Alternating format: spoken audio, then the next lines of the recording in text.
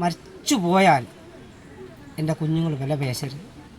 വില പേശരുതെന്ന് പറഞ്ഞാൽ എൻ്റെ കുഞ്ഞുങ്ങൾ ഈ ശവവും കൊണ്ട് എങ്ങോട്ടും പോകരുത്. പോകാൻ അവർക്ക് വഴിയില്ല. ഈ ശവവും വെച്ചുകൊണ്ട് അവർ കാത്തിരിക്കണം. അതുകൊണ്ട് മാത്രമാണ് ഞങ്ങളുടെ സമരത്തിന് ഇവിടെ വന്നിരിക്കുന്നത്. എൻ്റെ കുഞ്ഞുങ്ങൾ 3 പേരാണ് പഠിക്കുന്നത്. ആ 3 പേർക്ക് വേണ്ടി കാര്യങ്ങൾ ചെയ്യാൻ ഒരു കൃഷിഭൂമി ഉണ്ടെങ്കിൽ നാടിനാവശ്യമായ ഭക്ഷണധാന്യങ്ങൾ ഉൽപ്പാദിപ്പിക്കാനും ഞങ്ങളുടെ ഉപജീവനം നടത്താനും അന്യം നിന്ന് പോയിക്കൊണ്ടിരിക്കുന്ന ഈ കൃഷിപരമായ കാര്യങ്ങൾ നമുക്ക് മുന്നോട്ട് ഓടിക്കാനും പറ്റും. ഇന്നത്തെ സാഹചര്യത്തിൽ ഞങ്ങൾ ഇവിടെ സമരം ചെയ്യുന്നു. കുഞ്ഞുങ്ങളുടെ വിദ്യാഭ്യാസം ഒരു വഴിക്ക് കിടക്കുന്നു, അതുകൊണ്ടൊരു ജീവിതം വേറൊരു വഴിക്ക്. മാതാപിതാക്കളുടെ സംരക്ഷണ വേണ്ട ഒരു പെൺകുഞ്ഞുണ്ട്, അവർക്ക് 16 വയസ്സോളമായി. 16 വയസ്സെന്ന് പറഞ്ഞാൽ എൻ്റെ മോളെ പേടിക്കേണ്ട പ്രായം. പക്ഷേ എനിക്ക് ധൈര്യമാണ്. എൻ്റെ നാട്ടിലായതുകൊണ്ട് എനിക്ക് നല്ല ധൈര്യമാണ്. 10ാം ക്ലാസ് വരെ ഞാൻ പഠിച്ച സ്കൂളും എന്നെ പഠിപ്പിച്ച ടീച്ചർമാരുമാണ് ഭൂരിപക്ഷവും പിള്ളേരെ പഠിപ്പിച്ചിട്ടുള്ളത്. എന്നെ പഠിപ്പിച്ച സാറ്, മാത്സ് പഠിപ്പിച്ച സാറ് തന്നെയാണ് ഇപ്പം എൻ്റെ മോൻ്റെ ഹെഡ് മാസ്റ്ററായിട്ട് ഇരിക്കുന്നത്. ഞങ്ങൾ കടുവ എന്ന സാറിനെ വിളിക്കുന്നത്. പക്ഷെ അതുപോലെ പേടിയായിരുന്നു സാറിനെ. സാറിൻ്റെ നിഴല് കണ്ടാൽ പേടിയായി. ഇപ്പോഴും ആ പേര് തുറന്നുകൊണ്ടിരിക്കുന്നു. ചെല്ലുമ്പോഴേ കാണും, വർത്തമാനം പറയും. എനിക്ക് അനുഭവം ഉണ്ടായെന്ന് പറഞ്ഞാൽ കോട്ടയം ജില്ലയുടെ സെക്രട്ടറി ഞാൻ. അതേപോലെ പോസ്റ്റർ അടിച്ചിങ്ങനെ വെച്ചപ്പോഴത്തേന് എൻ്റെ പോസ്റ്റർ പോലെ കണ്ടിട്ട് പോസ്റ്ററിൻ്റെ പടം കണ്ട് സാറ് പോകുന്ന വഴിക്ക് ഇങ്ങനെ പോസ്റ്റർ എടുത്തിട്ട് പടം കണ്ടിട്ട് വന്നിട്ട് പറഞ്ഞു ഞാൻ കയറി ചെന്ന ആദിവാസി ദളിത് മുന്നേറ്റ സമിതിയുടെ കോട്ടയം ജില്ലയുടെ സെക്രട്ടറിക്ക് സ്വാഗതം എന്ന് പറഞ്ഞ് സാർ എന്നെ വിളിച്ചു.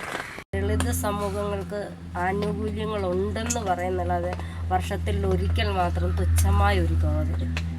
ഈ തുക തരുന്നത് കൊണ്ട് കുഞ്ഞുങ്ങളെ പഠിപ്പിന് നമ്മളെ കൊണ്ടും സാധ്യമല്ല. ഞങ്ങൾ രണ്ടുപേരും പണിക്ക് പോകുന്ന സമയമാണെങ്കിൽ ഒരു പാടുമില്ലാതെ എൻ്റെ മോനെ ഡിഗ്രിക്ക് തന്നെ ഞങ്ങൾ വിട്ടേനെ. ഞങ്ങൾ നാട്ടിലായിരുന്നപ്പോൾ ഞാൻ സ്ഥിരമായിട്ട് പണിക്ക് പോകും, വീടുകളിൽ പണിക്ക് പോകും, പറമ്പിൽ കാട് വെട്ടാൻ പോകും, മേശിരിമാരുടെ കൂടെ മേക്കാട് പണിക്ക് പോകും. അങ്ങനെ അവിടെ പോയി. ഇവിടെയെന്ന് പറഞ്ഞാൽ നമുക്കൊന്നാമത്തെ കാര്യം പരിചയക്കുറവ്. ഈ സമരഭൂമിയിലുള്ള ആളുകളെ അല്ലാതെ വെളിയിലൊരാളെ നമുക്ക് പരിചയമില്ല. പെട്ടുപഴ ഏതെങ്കിലും ഒരു മേശിരിമാരുടെ കൂടെ പണിക്ക് പോയി പണി ഇന്നല്ലാതെ അവർക്ക് അത് ആളില്ലാതെ വരുമ്പോഴൊക്കെ നമ്മളെപ്പോലെ ആളുകളെ വിളിക്കുന്നു എന്നല്ലാതെ അവിടെ വെളിയിൽ നിന്ന് പണിക്ക് വരുമ്പോൾ ഇന്ന് അവരുടെ കൂടെ പണിയുന്ന മേസ്ത്രിമാരില്ലെങ്കിൽ പെട്ടെന്ന് ജസ്റ്റ് സമരഭൂമിയിലോട്ട് കയറി വന്ന് പണിക്ക് വരുന്നു അവർ. നമ്മൾ ബുദ്ധിമുട്ടിയിരിക്കില്ല, നമ്മളങ്ങ് പോകും.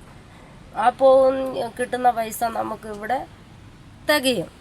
ഇപ്പോൾ 500 രൂപ ഞാൻ പോയാൽ കിട്ടുന്നത്, 500 രൂപ ഇവിടെ കിട്ടിയാൽ നമുക്ക് എങ്ങനെ പോയാലും ഒരാഴ്ചത്തെ ചിലവിന് പൈസ കൃത്യമായി തികയും 500 രൂപ. പക്ഷെ നാട്ടിലാണ് ഈ 500 തികയത്തില്ല. സ്ഥിരമായിട്ട് ഇവിടെ നിന്നും അങ്ങനെ ആരും പണിക്ക് പോകുന്നില്ല. ഇവിടെ ഈ സമരത്തിൻ്റെ കാര്യമായിട്ട് എല്ലാവരും അത് ഉൾക്കൊണ്ട് നിൽക്കും. അവരും അവരുടെ അരിപ്രശ്നം നടക്കാൻ വേണ്ടി മാത്രം എല്ലാവരും പണിക്ക് പോകും. സ്ഥിരം ഒരു പണിക്ക് പോക്ക് ഇതിനകത്തില്ല, ആരും തന്നെ ഇല്ല. പിന്നെ ഞാൻ വളർന്ന സാഹചര്യമോ ഞാൻ അനുഭവിച്ച ദുരിതങ്ങളൊന്നും എൻ്റെ മക്കൾ അനുഭവിച്ചിട്ട്. ഞാൻ നല്ലൊരു തുണി കൊടുക്കുന്നത് എൻ്റെ സാഹചര്യത്തിൻ്റെ കൂടെ കൂടിയാണ്. അതൊക്കെ എനിക്ക് മറക്കാൻ പറ്റുന്ന അനുഭവങ്ങളല്ല. നല്ലൊരു നിസ്സാരം ഒരു പാവാടയും ബ്ലൗസും ഇല്ലാത്തതിൻ്റെ പേര് സ്കൂളിൽ പോകാതിരുന്ന ഇട്ടുകൊണ്ടിയാണ്. അതേസമയം ഇന്ന് എൻ്റെ മക്കൾ അങ്ങനെയല്ല. അത്യാവശ്യം എൻ്റെ കുഞ്ഞുങ്ങൾ സ്വർഗത്തിലാണ് ജീവിക്കുന്നത്. ഞങ്ങൾ ജീവിച്ച് നോക്കിയാൽ ഈ സമരഭൂമിയിലാണ് ഞങ്ങൾ കിടക്കുന്നെങ്കിൽ ഞങ്ങളുടെ കുഞ്ഞുങ്ങൾ സ്വർഗത്തിലാണ് ജീവിക്കുന്നത്. വലിയൊരാഗ്രഹം മോളെ പഠിപ്പിക്കണം, മോളെ നല്ല രീതിയിൽ പഠിപ്പിക്കണം. എല്ലാവരും പഠിക്കുന്ന നാൾ മുതൽ നല്ലതായിട്ട് പഠിക്കും. അവളെ നല്ലൊരു ജോലിക്കാരിയാക്കി എടുക്കണമെന്ന് ഞങ്ങൾക്ക് ആഗ്രഹമുണ്ട്. ഞങ്ങളുടെ സമരം എത്രയും പെട്ടെന്ന് തീർന്നാൽ ഞങ്ങളുടെ മനസ്സിലെ ആഗ്രഹം പോലെ തന്നെ അവളെ പഠിപ്പിക്കണമെന്നുണ്ട്. പഠിപ്പിക്കും.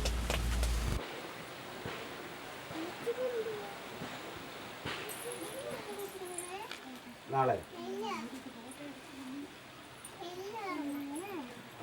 നാളെ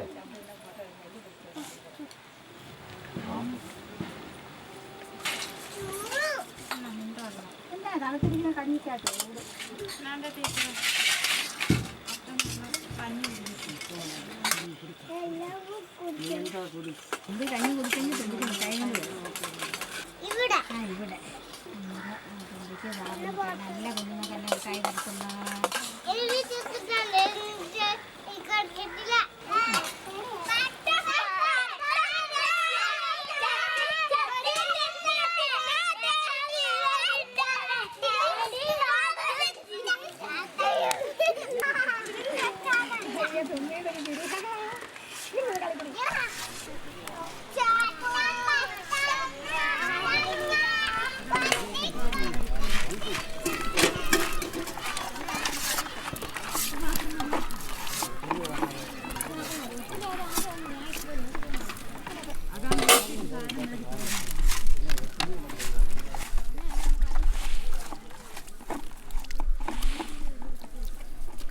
ലോകത്ത് എവിടെയുള്ള മനുഷ്യ സമൂഹം എടുത്താലും ആദ്യ കാലഘട്ടത്തിൽ തുടങ്ങുന്ന, മറ്റൊരു രീതി ഇപ്പോൾ നവീന ശിലായുഗത്തിൽ തുടങ്ങുന്ന വളരെ ചെറിയ കൃഷി രീതി മുതൽ വളരെ വർദ്ധമാനമായ തോതിൽ നമ്മൾ ആധുനിക കാലഘട്ടത്തിൽ കാണുന്ന കൃഷി വരെ വിവിധ കാലങ്ങളിലൂടെയും അനുഭവങ്ങളിലൂടെയും കടന്നു പോവുകയും ഇന്ന് നമ്മൾ കാണുന്ന രീതിയിലുള്ള വലിയ തോതിലുള്ള കാർഷിക സംരംഭങ്ങളിൽ എത്തി നിൽക്കുകയും ചെയ്യും.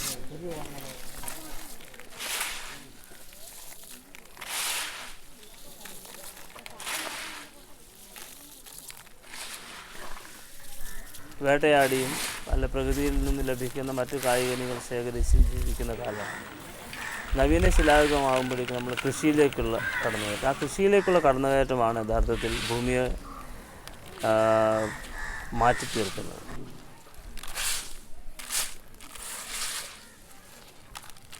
ഭൂമിയിൽ ഉൽപ്പാദിപ്പിക്കപ്പെടുന്ന വസ്തുക്കളും ഭൂമിയും ചരക്ക് എന്ന നിലയിലേക്ക് മാറ്റപ്പെടുകയും ഏത് സമയത്തും ഇത് ക്രയവിക്രയം ചെയ്യാമെന്നുള്ള അവസ്ഥയിലേക്ക് വരികയും ചെയ്യും. ഇന്ന് പോലും നമ്മൾ ഭൂമിയിൽ നിന്ന് ഉൽപ്പാദിപ്പിക്കുന്ന വസ്തുക്കൾ മാത്രമേ മനുഷ്യൻ ആഹരിക്കുന്നത്. ആഹാരമായി മാറുന്നത് അത് ധാന്യങ്ങളാണെങ്കിൽ അത് ഭൂമിയിൽ ഉൽപ്പാദിപ്പിക്കുന്ന സംഗതികൾ മാത്രമേ നമ്മൾ കഴിക്കുന്നുള്ളൂ. ആ ഭൂമിയിലെ മേലുള്ള അധികാരം സ്ഥാപിച്ചെടുക്കൽ വളരെ പ്രധാനപ്പെട്ട വസ്തുതയായി മാറുകയും ചെയ്യും. നമ്മുടെ അപ്പൂപ്പൻ്റെ കാലത്ത് കൃഷി ചെയ്യുന്ന സമയത്ത് വിത്ത് നമ്മൾ പാകപ്പെടുത്തുന്ന സമയത്ത് പാകപ്പെടുത്തി കഴിയുന്നതിനകത്ത് വിത്ത് തറയിൽ എവിടെയെങ്കിലും കിടപ്പുണ്ടെങ്കിൽ നല്ല തല്ലും കിട്ടും, ഉച്ചയ്ക്ക് ഭക്ഷണവും കിട്ടും.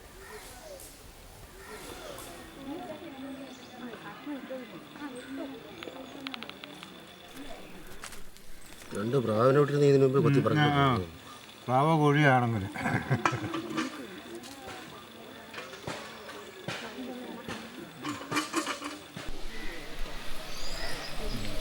ചെറിയ ചൂടിൽ വേണം നോക്കി സംഗതി പൊട്ടി വരാൻ.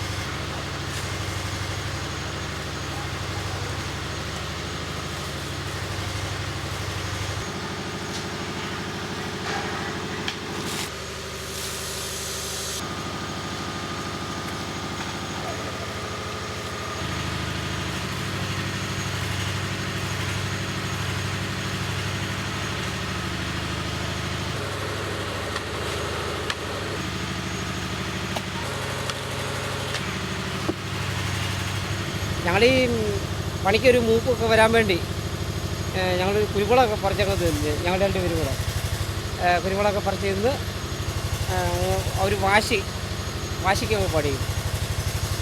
ഒരു സിനിമ, അതൊരു ജാക്കിച്ചാൻ്റെ സിനിമ കണ്ടാണ് എനിക്ക് ഒരു പ്രയോജനം കിട്ടിയത്. ഒരു ചാക്ക് മുളക് ജാക്കിച്ചാൻ പടപടാതെ വാരി വലിച്ച് കഴിച്ച് പുള്ളിക്ക് സ്പിരിറ്റ് കയറിയിട്ട് വില്ലന്മാരൊക്കെ ഇടിച്ച് നിരപ്പാക്കുന്ന ആ സീൻ കണ്ട അന്ന് പോലെയാണ് ഈ കുരുമുളക് കഴിപ്പ് തുടങ്ങിയത്.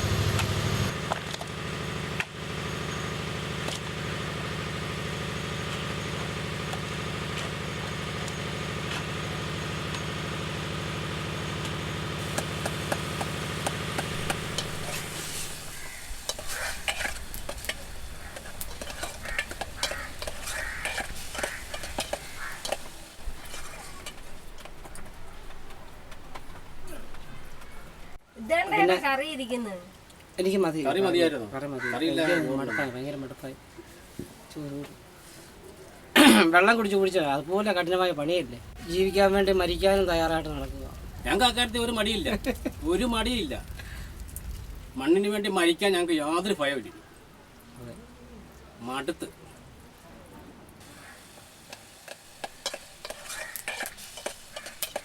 പിന്നെ ഞങ്ങൾക്ക് ഈ ഭൂമി കിട്ടിയാൽ നിശ്ചയമായിട്ട് ഞങ്ങൾ കാരണം ഭക്ഷ്യസുരക്ഷ എന്ന് മുറവിളി കൂട്ടുമ്പോൾ നമ്മൾ കൃഷി ചെയ്ത് തന്നെ ഞങ്ങൾ ഈ ഭൂമിയെ സംരക്ഷിക്കുകയും അതോടൊപ്പം ഞങ്ങളുടെ അതിജീവനത്തിനുള്ള വഴി ഞങ്ങൾ നേടുകയും ചെയ്യും. 6 ജില്ലകളിലെ ആൾക്കാരോട് താമസിക്കുന്നത് എല്ലാവരും ഒരുപോലെ ഇവിടെ ജീവിക്കുന്നു. സഹോദരങ്ങളെ പോലെ ഇവിടെ ജീവിക്കുന്നു. എല്ലാവരും സഹോദരങ്ങളായിട്ട്. വ്യത്യസ്ത രാഷ്ട്രീയം, വ്യത്യസ്ത മതങ്ങൾ. പക്ഷേ നാനാതത്വത്തിൽ ഏകത്വം എന്ന് പറയുന്ന പോലെ ഞങ്ങളെല്ലാം ഏക മനസ്സോടെ ഭൂമിക്ക് വേണ്ടി ഞങ്ങൾ പോരാടി നിൽക്കുകയാണ്.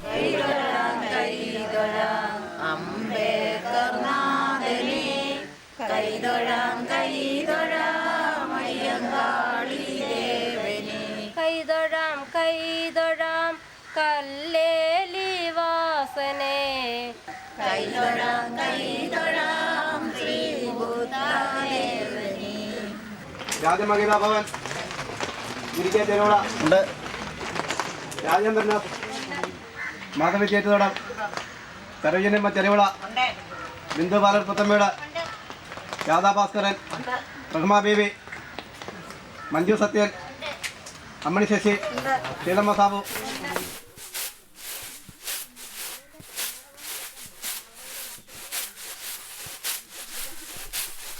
നാല് കൗണ്ടറിൻ്റെ ഒരു ഭാഗമായിട്ടുള്ളതാണ് കൃഷി, നെൽകൃഷി. അതിന് കൗണ്ടറുകൾ തിരിച്ച് കൊടുത്തിട്ടുണ്ട്. ആ കണ്ടത്തിൽ നിന്ന് വിളവെടുക്കുന്ന 1-ാം കൗണ്ടറിൻ്റെ വീതം നല്ല ഇത്.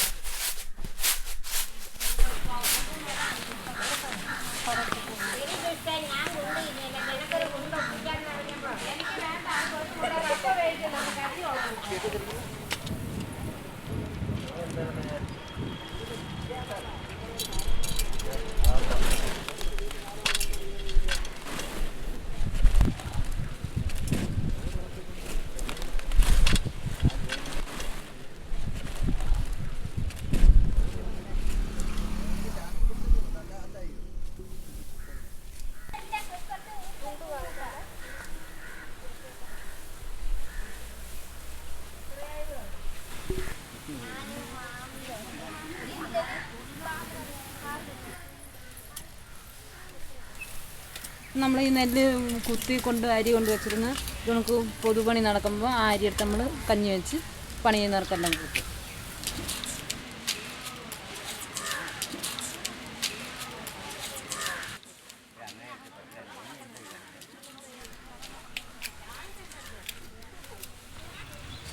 ഉണക്കായ വെച്ച് കച്ച് അല്ല അവിടെ കഴുകുക അങ്ങനത്തെ വെള്ളം അവിടോട്ട് വെയിലുണ്ട്, ഇവിടെ വെയിൽ കുറവാണ് പ്രശ്നം. അല്ലെങ്കിൽ 2 ദിവസത്തെ വെയിലുണ്ട് തോന്നുന്നു. സരേനിയമ്മേ പോയിട്ടിങ്ങ് ഇറങ്ങി വരണേ. അതിന് ഒരു ഉള്ളിയുണ്ടോ? ആ ഉള്ളി അങ്ങോട്ട് എടുത്തോണേ. അപ്പൊ എല്ലാം കൂടിയാ അടുപ്പേ വെച്ചു.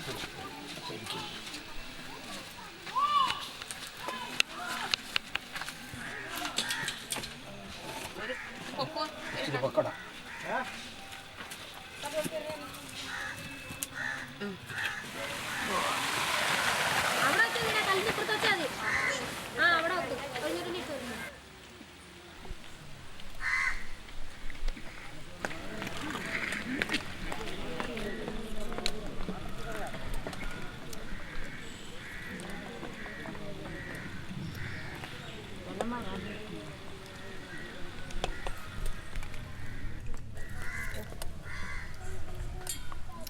നല്ല ആനയിറച്ചി കറി വെച്ചതല്ല.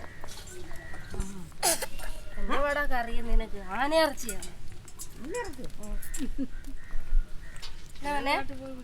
കൊടുമണ്ണേ എല്ലാരും നല്ല കറി വെച്ച് അങ്ങനെ മുക്കാതെ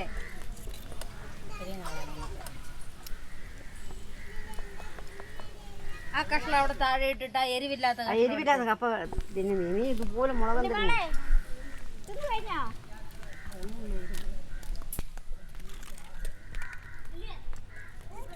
തിന്നി പെട്ടെന്ന്.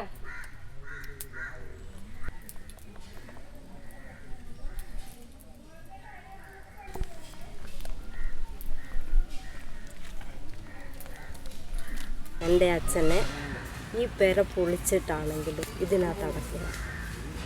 അന്ന് ആ മരണ കാരണമാണ് ഈ ഭൂമിയിലേക്ക് വരാൻ വേണ്ടി ഏറ്റവും കൂടുതൽ എന്നെ പ്രേരിപ്പിച്ചത്. അന്ന് വസ്തു ഉണ്ടായിരുന്നെങ്കിൽ എൻ്റെ അച്ഛൻ്റെ ജഡം വെച്ചുകൊണ്ട് എനിക്ക് വില പറയേണ്ട ഒരു സാഹചര്യം ഉണ്ടാകത്തില്ല.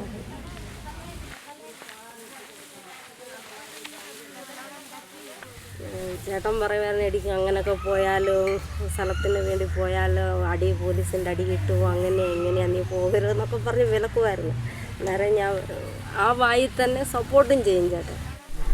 ഞാൻ കളകെട്ടി എന്ന് പറയുന്ന പ്രദേശത്ത് ജീവിച്ച് 32 വയസ്സ് വരെ ജീവിച്ചെങ്കിലും എനിക്ക് കിട്ടാത്ത പല സാഹചര്യങ്ങൾ ഇവിടെ കിട്ടിയിട്ടുണ്ട് ഈ സമരത്തിൻ്റെ ഭാഗമായി. ആ സമരത്തിൻ്റെ ഭാഗമായി ഇല്ലായ്മയിൽ എല്ലാവരും കഴിയുന്നു. അങ്ങോട്ടും ഇങ്ങോട്ടും ഒരു വഴക്കോ നല്ല ഒന്നുമില്ല. പൊതുപ്പണികൾ നടക്കുന്നു. അതിനെല്ലാം എല്ലാവരും ഒരുപോലെ എങ്ങനെയൊക്കെ ഉപജീവനം പട്ടിണി ഇല്ലാതെ എല്ലാവരും കഴിയും. പിന്നെ പട്ടിണിയാണെന്ന് പറയുന്ന ആളുകൾക്ക് നമ്മൾ ഈ കുത്തുന്ന ഈ അരി ഗോഡൗണിൽ സൂക്ഷിച്ച് വെച്ചിട്ടുണ്ട്. അവർ സെക്രട്ടറിയെ സമീപിച്ചാൽ അവർക്ക് കഞ്ഞി വെക്കാനുള്ള അരിയും നമ്മൾ കൊടുക്കുന്നുണ്ട്. പട്ടിണി എന്ന് പറയുന്നതിനകത്ത് അതാർക്കുമില്ല. സമരം അതിന്റെ വിജയത്തിലെത്തണമെങ്കിൽ നമ്മൾ തന്നെ അധ്വാനിച്ചേ പറ്റും. ഈ സമരം വിജയിപ്പിച്ചെടുക്കുക എന്നുള്ളത് നമ്മുടെ എല്ലാവരുടെ ആവശ്യമാണ്. ഇന്ന് കൊയ്ത്ത് കഴിഞ്ഞാൽ നാളെ തന്നെ കളം നമ്മൾ എടുക്കും. അടുത്ത വിളവിലേക്ക് 6ാം വിളവിലേക്കുള്ള കളമെടുക്കും. നമ്മൾ എന്നോ ഇതൊക്കെ തീരുമെന്ന് വലിയ സ്വപ്നവും കണ്ട നിൽക്കുന്നോ അതിന്റെ പേരിൽ സമരം ഏറ്റവും ദൗർബല്യം ഉണ്ടാകുമ്പോൾ അടിച്ചിറക്കുക എന്നുള്ളതാണ് പലപ്പോഴും ഇവിടുത്തെ ഭരണാധികാരികൾ ചെയ്യുന്നത്. അതുകൊണ്ട് സമരം വിജയിപ്പിക്കാനുള്ള ഈ അവസാന പോരാട്ടത്തിൽ ആത്മാർത്ഥമായി നിൽക്കണം. നമ്മുടെ ലക്ഷ്യം അത് പൂവണിയുമെന്ന് തന്നെയാണ് വിചാരിക്കുന്നത്.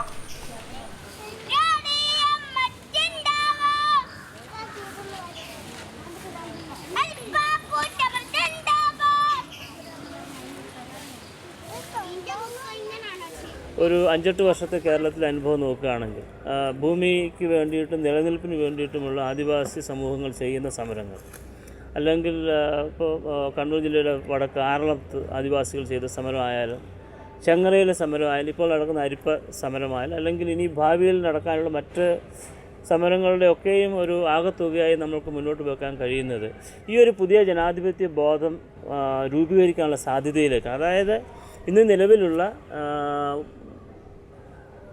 നിലവിലുള്ള അനിയന്ത്രിതമായിട്ടുള്ള ഉപഭോഗത്തെ അടിസ്ഥാനപ്പെടുത്തിയിട്ടുള്ള ഒരു ഇക്കണോമിക് പ്രൊഡക്ഷൻ, അതായത് ഒരു സാമ്പത്തിക ഉൽപ്പാദനം, അതാണ് ഇന്നത്തെ വികസനം എല്ലാവരും ഏറെ പറയുന്നൊരു കാര്യം.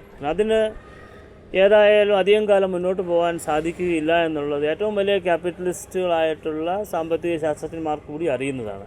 ഇപ്പോൾ ഒരു പ്രത്യേക സ്ഥലത്ത് സർക്കാരിൻ്റെ റവന്യൂ ഭൂമിയിൽ താമസിച്ചുകൊണ്ട് അവിടെ പ്രകൃതി അധികം നശിപ്പിക്കാതെയുള്ള ഒരു സാമ്പത്തിക പ്രവർത്തനം പോസിബിൾ ആണ് എന്നുള്ളത് അതിൻ്റെ ഒരു പൂർണ്ണമായ അർത്ഥത്തിലുണ്ടെന്ന് ഞാൻ പറയുന്നത്. പക്ഷേ ആ ഒരു ദിശയിലേക്ക് ഇന്നും കാർഷിക മേഖലയിൽ ഉൽപ്പാദിപ്പിക്കാനും ആ ഉൽപ്പാദനത്തിൽ തങ്ങളുടെ ശാരീരിക അധ്വാനത്തോടുകൂടി പങ്കുചേരാൻ തയ്യാറായിട്ടുള്ള ജനങ്ങൾ ഇന്നും അവശേഷിക്കുന്നുണ്ട്. അപ്പോൾ അവരുടെ ആ ഒരു അതിജീവന തന്ത്രത്തിൽ നിന്നും നമ്മൾ പാഠം പഠിക്കുകയും അതിനെ ജനാധിപത്യ ബോധത്തിൻ്റെ ഭാഗമായി അംഗീകരിക്കുകയും ചെയ്യുക എന്നുള്ളതാണ്. അതിൽ ഒരു പാരിസ്ഥിതികമായിട്ടുള്ള ഒരു നീതിയുടെ അംശം, നൈതികതയുടെ അംശം അതിനകത്തുണ്ട്. അതുപോലെ തന്നെ അതിനുള്ളിൽ ജനാധിപത്യത്തിൻ്റെ നൈതികതയുടെ അംശം, ഇത് രണ്ടും ചേരുന്നതാണ് യഥാർത്ഥത്തിൽ ഞാൻ മുൻപ് സൂചിപ്പിച്ചൊരു സോഷ്യലിസ്റ്റ് ചിന്താഗതി എന്ന് പറയുന്നത്. ഒരു പുതിയ ലോകവീക്ഷണം കേരളത്തിന് നൽകാൻ സാധ്യതയുള്ളത് ഈ വിഭാഗങ്ങളിൽ നിന്നാണ് എന്ന് ഞാൻ മനസ്സിലാക്കുന്നു. പക്ഷേ അതിനുള്ള ഒരു എളിമ കേരളത്തിലെ ഈ മുഖ്യധാരാ സമൂഹത്തിന് ആ എളിമ എന്ന് കൈവരുമെന്നുള്ള ചോദ്യം വലിയ ചോദ്യമാണ്. ആ ചോദ്യം അവശേഷിക്കെ തന്നെ പുതിയൊരു ജീവിത ദിശ ചൂണ്ടിക്കാണിക്കാനായിട്ട് ആദിവാസി ദളിത് സമൂഹം കഴിയുമെന്ന് ഞാൻ വിശ്വസിക്കുന്നു.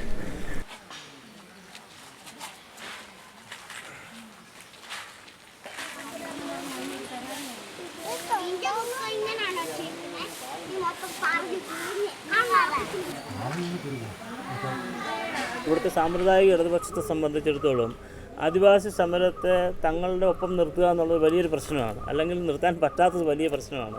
അപ്പോൾ യഥാർത്ഥത്തിൽ അവരുടെ സോഷ്യലിസ്റ്റ് ചിന്താഗതിയെ കൂടി ഒരു പുനർവിചിന്തനത്തിന് തയ്യാറാക്കത്തക്ക തരത്തിലേക്ക് വലിക്കാനായിട്ടുള്ളൊരു കഴിവ് ഈ ആദിവാസി പ്രസ്ഥാനത്തിന് കഴിഞ്ഞു എന്നാണ് നമ്മൾ മനസ്സിലാക്കുന്നത്. അതിൻ്റെ ഒരു താത്വിക വിശകലനത്തിൽ അതാണ് മനസ്സിലാക്കുന്നത്. പക്ഷേ അത് അവർ അംഗീകരിച്ചാലും ഇല്ലെങ്കിലും ഇനി മുന്നോട്ടുള്ള ഭാവിയിൽ കേരളത്തിൻ്റെ ഒരു രാഷ്ട്രീയ ദിശ സൂചിപ്പിക്കുന്നതിന് വളരെ ക്രിയാത്മകമായിട്ടുള്ള സംഭാവന ഇവർക്ക് കൊടുക്കാൻ കഴിയുമെന്ന് ഞാൻ വിശ്വസിക്കുന്നു.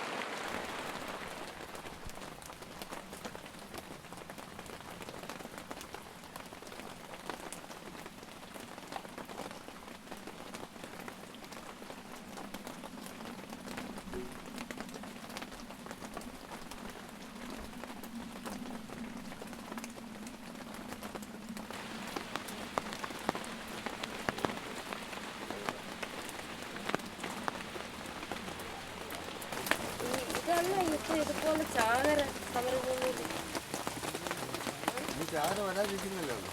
ഭയങ്കര ചാകരയാണ്. ഇന്നലെ ഇന്നൊക്കെ കൗണ്ടർ ഡ്യൂട്ടി ചെയ്യുന്നവർക്ക് ഒരു റെസ്റ്റ് ഇല്ല. രാവിലെ ഒരു 10 മണിയാകുമ്പോൾ തുടങ്ങുന്ന വരവ് വൈകിട്ട് 8 മണി വരെ ഉണ്ട്. ഒരേ രീതിയിൽ ആൾ വന്നുകൊണ്ടിരിക്കുകയാണ്.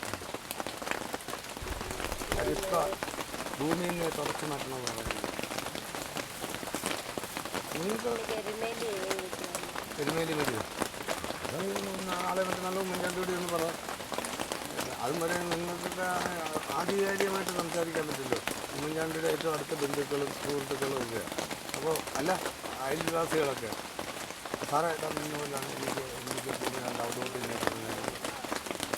പറയും, നമ്മൾ പറയും, പക്ഷെ അത് ഈ ചെവി കുറിച്ച് ചെവി കുറി ഇറക്കി വിടും. അല്ലല്ല, ഇത് അങ്ങനെ ഇറക്കി കൊടുക്കില്ല. മഞ്ചാണ്ടി നമ്മുടെ നാട്ടുകാരനാണെന്ന് പറഞ്ഞിട്ട് ഒരു കാര്യമില്ല, ജില്ലക്കാരനാണ്.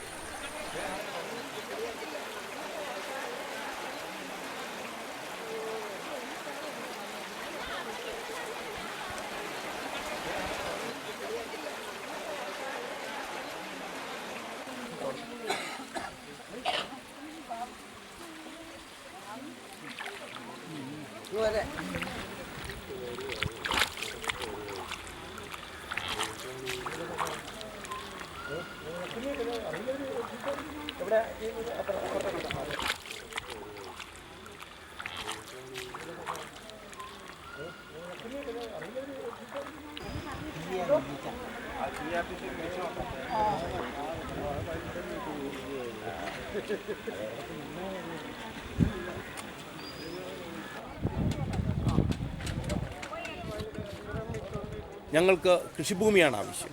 അത് കൃഷിഭൂമി എന്ന് പറയുമ്പോൾ അത് കേവലം ഒരു കൃഷി ചെയ്യും എന്നുള്ള ഒരു നാളെ ഭൂമി കിട്ടിയാൽ കൃഷി ചെയ്യും എന്നുള്ള ഓഫറിൻ്റെ പേരിലല്ല. കേരളത്തിൽ നടന്ന 4 സമരങ്ങൾക്ക് നേതൃത്വം നൽകിയ ഒരാളെന്ന രീതിയിൽ തന്നെ ഓരോ സമരങ്ങളും നമ്മളെ സ്വയം ഒരു റീകൺസ്ട്രക്ഷന് വിധേയമാക്കിക്കൊണ്ടിരിക്കുകയാണ്. കാരണം പൊതുസമൂഹം പറയുന്ന ആദിവാസികൾക്ക് ഭൂമി കിട്ടിയാൽ അല്ലെങ്കിൽ പാവപ്പെട്ടവന് ഭൂമി കിട്ടിയാൽ അത് വിൽക്കും, അല്ലെങ്കിൽ അത് നശിപ്പിക്കും, പണി അധ്വാനിക്കില്ല. ഈ ഒരു യാഥാർത്ഥ്യത്തെ തുറന്ന് സമീപിക്കുന്ന ഒരാളാണ്. കാരണം എൻ്റെ ഒരു അനുഭവത്തിൽ എനിക്ക് പലപ്പോഴും അത് ബോധ്യപ്പെട്ടിട്ടുണ്ട്. അതുകൊണ്ട് തന്നെ കൃഷിഭൂമി എന്ന് പറയുന്നത് യഥാർത്ഥത്തിൽ മണ്ണിൽ അധ്വാനിക്കുന്നവനും ഭൂമി അതിനകത്ത് ദലിതനെന്നോ ആദിവാസിയെന്നോ മറ്റ് സാധാരണ ജനവിഭാഗം എന്നുള്ളൊരു തലത്തിലല്ല. കൃഷിഭൂമി ചോദിക്കുന്നവൻ കൃഷി ചെയ്യാൻ തൽപരനാവണം, അതിന് അറിവുണ്ടാവണം, അതിനുള്ള മനസ്സുണ്ടാവണം. ആ രീതിയിലാണ് അരിപ്പയിൽ ഞങ്ങൾ കടന്നു വന്നപ്പോൾ ഇവിടെ 10,000-3000 വരുന്ന റബ്ബർ മരങ്ങളുണ്ടായി. ഇപ്പോഴും വെട്ടിയാൽ നല്ല രീതിയിലുള്ള റബ്ബർ പാൽ ലഭിക്കും. ആളുകൾക്ക് നല്ല അറിവുള്ളവർ ഈ കൂട്ടത്തിലുണ്ട്, അധ്വാനിക്കുന്നവരുണ്ട്. പക്ഷേ ഈ റബ്ബർ മരങ്ങളിൽ നമ്മൾ വെട്ടി പാലെടുക്കാതെ പകരം ഇവിടെ പാഴായി കിടക്കുന്ന ഏതാണ്ട് 10 ഏക്കറോളം വരുന്ന സ്ഥലം, ചതുപ്പ് നിലങ്ങൾ, അത് വയൽ കൃഷിക്ക് വേണ്ടി രൂപപ്പെടുത്തുക. നമ്മുടെ നാട്ടിൽ നിന്ന് അന്യം നിന്ന് പോയ ഒരു കൃഷി രീതിയായിട്ട് മാറിക്കൊണ്ടിരിക്കുകയാണ് നെൽകൃഷി. നേരത്തെ ഭൂപരിഷ്കരണ നിയമം നടപ്പിലാക്കുന്നതിന് മുമ്പ് ഏതാണ്ട് 6 ലക്ഷം ഏക്കർ ഭൂമി കേരളത്തിൽ നെൽകൃഷിയുണ്ട്. ഇന്നത് കേവലം 2.5 ലക്ഷമായിട്ട് കുറഞ്ഞു എന്നുള്ളതാണ്. അതാണ് കേരളത്തിൽ ഭൂപരിഷ്കരണം കൊണ്ടുണ്ടായ ഏറ്റവും വലിയ ദുരന്തം എന്ന് പറയുന്നത്. വയലുകൾ നികത്താൻ പുതിയ ഉത്തരവുകൾ സർക്കാർ വീണ്ടും പുറപ്പെടുവിച്ചുകൊണ്ടിരിക്കുന്നു. ആ സ്ഥലത്ത് ഈ കുളത്തൂപ്പുഴ പോലുള്ള ഒരു വനപ്രദേശത്ത് ഉൾക്കൊള്ളുന്ന ഒരു ഗ്രാമത്തിൽ ഒരു 10 ഏക്കർ വയലുണ്ടാക്കുക എന്ന് പറയുന്നത് ഈ നാടിന് തന്നെ വലിയൊരു അഭിമാനമായിട്ടാണ് ഞങ്ങൾ കാണുന്നത്. അതുകൊണ്ട് മണ്ണിൽ അധ്വാനിക്കുന്നവന് ഭൂമി കൊടുക്കുക. ഞങ്ങൾ ജീവിക്കാൻ വേണ്ടിയാണ് കൃഷിഭൂമി കഴിക്കുന്നത്. അല്ലാതെ ഇത് നാളെ ഭൂമി കിട്ടിയ ഉടനെ തന്നെ അത് വിറ്റ് ഞങ്ങൾ ഇവിടെ വലിയ മാളികൾ പണിയാനോ അല്ലെങ്കിൽ ആ രീതിയിലുള്ള സംവിധാനത്തിലില്ല. അതുകൊണ്ട് ഞങ്ങൾ ഈ ഏറ്റവും ഒടുവിൽ കഴിഞ്ഞ ദിവസം മുഖ്യമന്ത്രിയുമായിട്ടുള്ള ചർച്ചയിൽ ഞങ്ങൾ തന്നെ മുന്നോട്ട് വെച്ചിട്ടുള്ള ഒരു കാര്യം, അതായത് വ്യക്തിഗത പട്ടയങ്ങൾക്ക് നമ്മൾ ഊന്നൽ കൊടുക്കാതെ ഗ്രൂപ്പ് പട്ടയങ്ങളാക്കി നമ്മൾ നൽകുന്ന ഭൂമിയെ മാറ്റുക എന്നുള്ളതാണ്. അത് കേരളത്തിന്, ഇന്ത്യക്ക് ഒരു മാതൃകയാവണം. ഇവിടുത്തെ ഒരു 10-40ഓളം സാമുദായിക വിഭാഗങ്ങൾ, അതിനകത്ത് പട്ടികജാതിയിൽപ്പെട്ട ഏതാണ്ട് 10-12 ജനവിഭാഗങ്ങളുണ്ട്, ആദിവാസി വിഭാഗത്തിൽപ്പെട്ട ആളുകളുണ്ട്, നായരുണ്ട്, ഈഴവരുണ്ട്, ക്രിസ്ത്യാനിയുണ്ട്, മുസ്ലിമുണ്ട്, മറ്റിതര പിന്നോക്ക വിഭാഗങ്ങളുണ്ട്.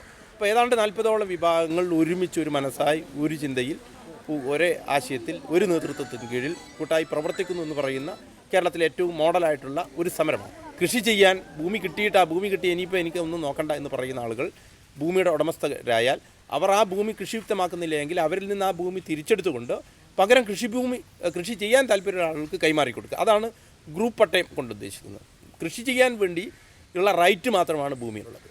വീട് വെക്കാനുള്ള ഇടം വേറെ കിട്ടും. അപ്പോൾ ഇതൊരു കൃഷി ചെയ്യാനുള്ള റൈറ്റിന് വേണ്ടിയാണ്, ജീവിക്കാനുള്ള അവകാശത്തിന് വേണ്ടിയാണ്. അരിപ്പയിലുയരുന്ന ശബ്ദം അത് മാനവരുടെ ശബ്ദം, അരിപ്പയിലുയരുന്ന ശബ്ദം അത് മാനവരുടെ ശബ്ദം. ഭൂമി തരൂ, ഭൂമി തരൂ, കൃഷിഭൂമി തരൂ സർക്കാരെ, ഭൂമി തരൂ, ഭൂമി തരൂ, കൃഷിഭൂമി തരൂ സർക്കാരെ. അന്തിയുറങ്ങാനിടമില്ല, ജീവിക്കാനോ ഗതിയില്ല, അന്തിയുറങ്ങാനിടമില്ല, ജീവിക്കാനോ ഗതിയില്ല, പിറന്ന മണ്ണിൽ ജീവിക്കാൻ ഞങ്ങൾക്കൊരു പിടി മണ്ണു തരും. പിറന്ന മണ്ണിൽ ജീവിക്കാൻ ഞങ്ങൾക്കൊരു പിടി മണ്ണു തരും. അരിപ്പയിലുയരുന്ന ശബ്ദം അത് മാനവരുടെ ശബ്ദം. അരിപ്പയിലുയരുന്ന ശബ്ദം അത് മാനവരുടെ ശബ്ദം. ഭൂമി തരൂ, ഭൂമി തരൂ, കൃഷിഭൂമി തരൂ സർക്കാരെ. ഭൂമി തരൂ, ഭൂമി തരൂ, കൃഷിഭൂമി തരൂ സർക്കാരെ.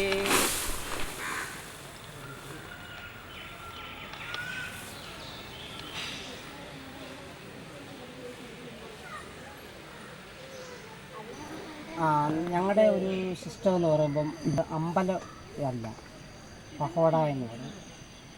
ഞങ്ങൾ അംബേദ്കർ സിഖിലും ശ്രീബുദ്ധനിലും മഹാത്മാ അയ്യങ്കാളി ദേവനിലുമാണ് ഞങ്ങൾ വിശ്വസിക്കുന്നത്. ഇവിടെ പല വിശ്വാസികളാണ്. മുസ്ലിംസ് ഉണ്ട്, ക്രിസ്ത്യാനിയുണ്ട്, കൃഷ്ണനെ വിശ്വസിക്കുന്നവരുണ്ട്, അയ്യപ്പനെ വിശ്വസിക്കുന്നവരുണ്ട്. പിന്നെ ദളിത് സമൂഹത്തിൽ എന്ന് പറഞ്ഞാൽ പൊയ്യലപ്പച്ചൻ, ശുഭാനന്ദ ഗുരുദേവൻ, അവരെല്ലാം കൂടി ഒന്നിച്ചൊരു കൂടെ കീഴിൽ നിൽക്കുമ്പോൾ അംബേദ്കർ, അയ്യങ്കാളി, ശ്രീബുദ്ധൻ, ആ ഒരു സിസ്റ്റത്തിലാണ് ഈ അമ്പലത്തിൽ ഇവരുടെ പടം വെച്ച് നമ്മൾ ആ പാട്ട് തന്നെ ആ ശൈലിയിൽ ആ 4 പേരുടെയും ആദ്യം വരുന്നുണ്ട്. കൈതൊഴാം കൈതൊഴാം കർനാഥനെ, കൈതൊഴാം കൈതൊഴാം അയ്യങ്കാളി ദേവനെ.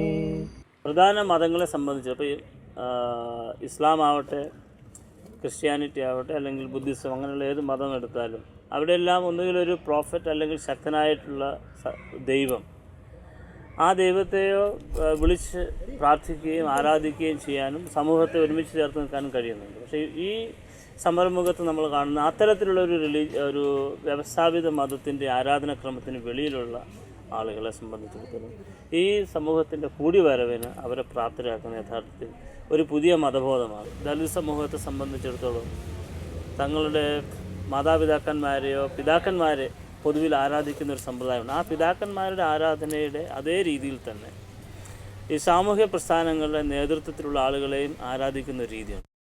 അതേപോലെ തന്നെയുള്ള ഒരു തരം ഓൾട്ടർനേറ്റീവ് റിലീജിയോസിറ്റി എന്ന് പറയാവുന്ന ഓൾട്ടർനേറ്റീവ് ഡിവിനിറ്റി, ഒരു വ്യത്യസ്തമായിട്ടുള്ള ഒരു ദൈവബോധത്തെ അടിസ്ഥാനപ്പെടുത്തിയിട്ടുള്ള ഒരു സംഗതി. ഇത് സാമ്പ്രദായികമായ അർത്ഥത്തിൽ ഒരു പക്ഷേങ്കിൽ യുക്തിവാദപരമായ ചിന്തയിൽ അതിനെ നിങ്ങൾക്ക് തള്ളിക്കളയാം. പക്ഷേ ഈ സമൂഹത്തിൻ്റെ കൂടിവരവിനെ നിർണ്ണയിക്കുന്ന പ്രധാന സംഗതി എന്ന നിലയിൽ ഒരു സാമൂഹ്യശാസ്ത്ര വിദ്യാർത്ഥി എന്ന നിലയിൽ എന്നെ സംബന്ധിച്ചിടത്തോളം അത് വളരെ സിഗ്നിഫിക്കൻ്റ് ആയിട്ട് വളരെ പ്രധാനപ്പെട്ട ഒരു മൊമെൻ്റാണ്. ഒരു വലിയൊരു അർത്ഥങ്ങൾ ഒരുപാട് ജനിപ്പിക്കപ്പെടുന്ന ഒരു നിമിഷമായി തന്നെ നമ്മളതിനെ, സാമൂഹ്യ നിമിഷമായി തന്നെ നമ്മളതിനെ വിലയിരുത്തണം.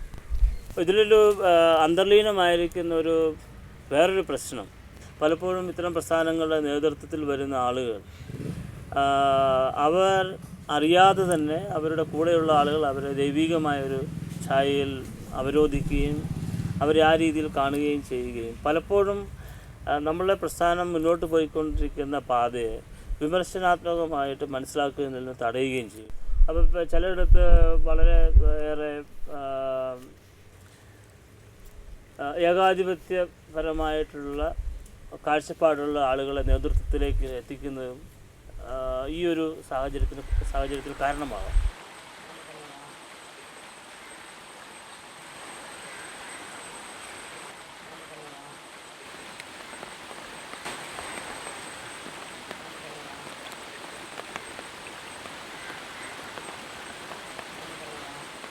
വിവിധ രാഷ്ട്രീയ പാർട്ടികളുടെ കൊടിയും പിടിച്ച് പോസ്റ്റർ ഒട്ടിച്ച് അങ്ങനെ ഒരു ജീവിതം തള്ളുന്നൊരു ജനതയാണ് ഞങ്ങൾ. അപ്പം ഈ മുഖ്യധാര രാഷ്ട്രീയ പാർട്ടികളൊന്നും ഞങ്ങളുടെ ജീവിതവുമായിട്ട് അല്ലെങ്കിൽ ഞങ്ങളുടെ ഉന്നമനത്തിന് വേണ്ടി ഒന്നും ഇവരാരും രംഗത്ത് വന്നില്ല. നല്ലൊരു നാളേക്ക് വേണ്ടിയാണ് ഞങ്ങളുടെ ഈ പുറപ്പാട്. അപ്പോൾ ആ പുറപ്പാടിൽ ഞങ്ങൾക്ക് വരുന്ന ത്യാഗങ്ങളും പ്രതിസന്ധികളും, കാരണം മുൻപേ പോയ നന്മയുള്ള ഹൃദയങ്ങൾ നല്ല കാര്യങ്ങൾ ചെയ്തുകൊണ്ടാണ് പിന്നേ വരുന്ന നമ്മളെല്ലാം ഈ നല്ല കാര്യങ്ങൾ അനുഭവിക്കുന്നത്. അപ്പോൾ ആ ഒരു തിയറിക്കൽ തന്നെ ഇന്ന് ഞങ്ങൾ അനുഭവിക്കുന്ന ഈ വേദന വിഷമങ്ങൾ ഞങ്ങളുടെ പിന്നീട് വരുന്ന ഞങ്ങളുടെ തലമുറകൾ അതുങ്ങൾക്കൊരു നല്ല ഭാവി, നല്ല ജീവിതം, ഇതെല്ലാം ആ ഒരു കാഴ്ചപ്പാടാണ് ഞങ്ങൾ എന്തിനെ നേരിടാനായിട്ട് ഏത് പ്രതിസന്ധികളെ നേരിട്ടുകൊണ്ട് ഞങ്ങൾ ഈ സമരത്തിൽ ഉയർച്ച നിലനിൽക്കുന്നത്. ഞങ്ങളുടെ ജീവിതവും ഞങ്ങളുടെ ജീവിതത്തിൽ ഞങ്ങളുടെ സമരവും ഈ ജീവിത സമരം കൂട്ടിയിണക്കി എന്ത് പ്രതിസന്ധികളെ ഞങ്ങൾ നേരിടും. കാവുങ്ങാട്ടമ്പലത്തിൽ പാട്ടല്ലേടിയെ കേൾക്കണത്, നേരം വേളുത്തടി പെണ്ണെ കട്ടം തിളപ്പിക്കു പൊന്നാരേ, നേരം വേളുത്തടി പെണ്ണെ കട്ടം തിളപ്പിക്കു പൊന്നാരേ. ഉഴുതുമാറിച്ചൊരു കണ്ടത്തിൽ വിത്തു വിതയ്ക്കേണ്ടേ, വിത്തു വീതച്ചാല് പെണ്ണെ ഞാറു മുളയ്ക്കുള്ളൂ. കാവുങ്ങാട്ടെ അമ്പലത്തിൽ പാട്ടല്ലേടിയെ കേൾക്കണത്, നേരം വേളുത്തടി പെണ്ണെ കട്ടം തിളപ്പിക്കു പൊന്നാരേ, നേരം വേളുത്തടി പെണ്ണെ കട്ടം തിളപ്പിക്കു പൊന്നാരേ. ഉഴുതുമാറിച്ചൊരു കണ്ടത്തിൽ വിത്തു വിതയ്ക്കേണ്ടേ, വിത്തു വീതച്ചാല് പെണ്ണെ ഞാറു മുളയ്ക്കുള്ളൂ. ഞാറു കണ്ടത്തിലിറങ്ങി പുല്ലു പറിക്കേണ്ടേ, പുല്ലു പറിച്ചാല് പെണ്ണെ നെല്ലു വളരുള്ളൂ. ഞാറു കണ്ടത്തിലിറങ്ങി പുല്ലു പറിക്കേണ്ടേ, പുല്ലു പറിച്ചാലേ പെണ്ണെ നെല്ലു വളരുള്ളൂ. നെല്ലു വീളഞ്ഞാലതു കൊയ്തു മേദിക്കാലോ, കൊയ്തു മേദിച്ചാലത് നല്ലത് കിട്ടുമല്ലോ. കാവുങ്ങാട്ടെ അമ്പലത്തിൽ പാട്ടല്ലേടിയെ കേൾക്കണത്, നേരം വേളുത്തടി പെണ്ണെ കട്ടം തിളപ്പിക്കു പൊന്നാരേ, നേരം വേളുത്തടി പെണ്ണെ കട്ടം തിളപ്പിക്കു പൊന്നാരേ, നേരം വേളുത്തടി പെണ്ണെ കട്ടം തിളപ്പിക്കു പൊന്നാരേ.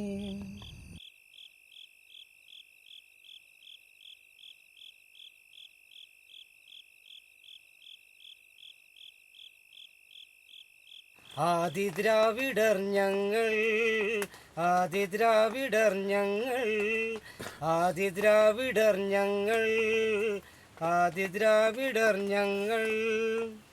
ചേറ്റുകുഴിയിൽ അടിച്ചമർത്തിയ സന്തതി പരമ്പര, ചേറ്റുകുഴിയിൽ അടിച്ചമർത്തിയ സന്തതി പരമ്പര. ജാതിക്കോമരമകറ്റി നിർത്തിയ കറുത്ത പുഷ്പങ്ങൾ, ജാതിക്കോമരമകറ്റി നിർത്തിയ കറുത്ത പുഷ്പങ്ങൾ. ഞങ്ങൾ ഉദിച്ചുയർന്നു പുത്തൻ താരങ്ങൾ, ഞങ്ങൾ ഉദിച്ചുയർന്നു പുത്തൻ താരങ്ങൾ. ആദിദ്രാവിഡർ ഞങ്ങൾ, ആദിദ്രാവിഡർ ഞങ്ങൾ, ആദിദ്രാവിഡർ ഞങ്ങൾ, ആദിദ്രാവിഡർ ഞങ്ങൾ.